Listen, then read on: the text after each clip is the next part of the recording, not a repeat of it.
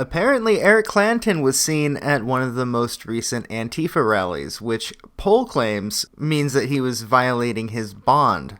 I can't say for sure because I don't know the conditions of his bond, but let's take a look at the footage.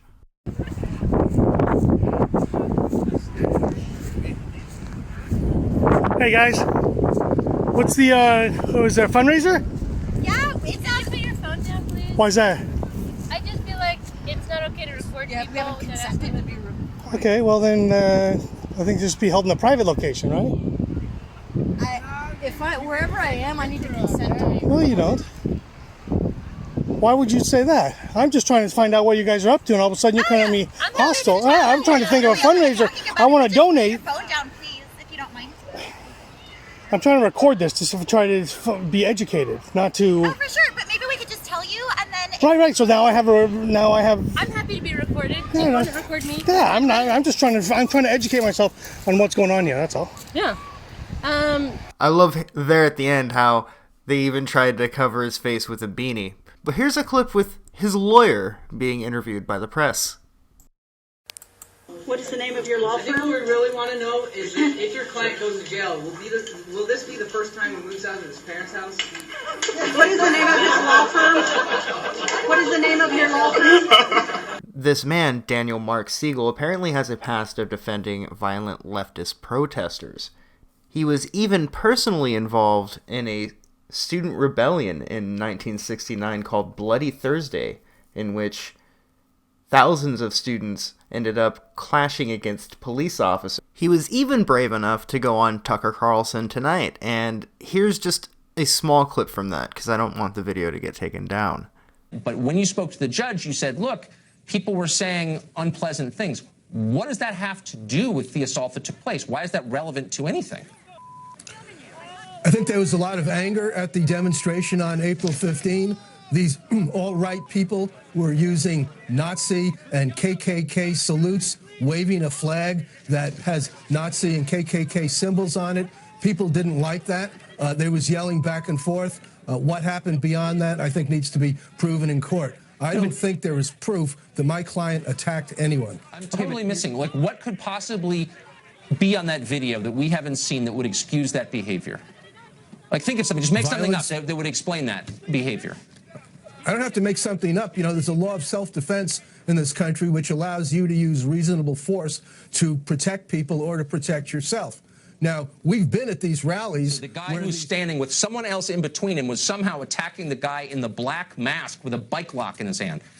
Pardon me if I don't find that plausible. Really quickly, is your client saying he wasn't there? Is that his position? He's saying that he is innocent of the charges. He's relying on the well-established principle of American law that he is innocent until proven guilty. No one contests that. And that it is the responsibility of the prosecution to introduce evidence Was he there or not? and prove that he is guilty. Was he at the rally? That will come out in court. Okay, we'll be watching. Dan, thanks. Okay, thank you. There's no real way to confirm that that was Eric Clanton in the first clip that we watched, but I wanted to share that with you guys because I do think that it was. And it's interesting that he has only a few days left and he still wants to spend each and every day endorsing anarchism. As for his lawyer, Dan Siegel, I can't say that I'm surprised that he has a past of defending violent protesters. That just, it seems just too good to be true. Because by that logic, it's almost admitting that that was indeed him in that violent video from the protest a couple months ago. And with his hearing coming up on the 14th, which I do believe is a Thursday, right? No, it's a Wednesday.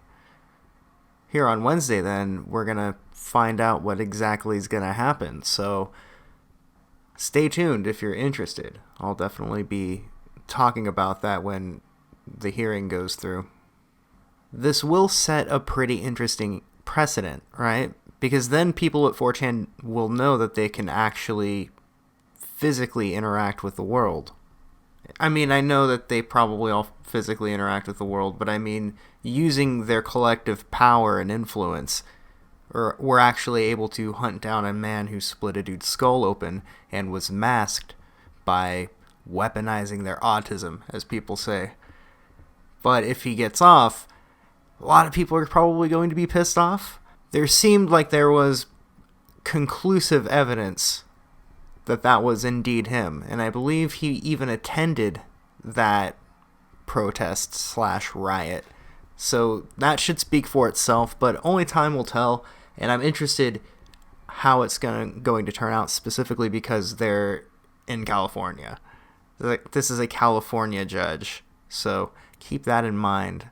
As they say, keep your expectations low, but your hopes high. You see this? This is the look of getting caught with your pants down.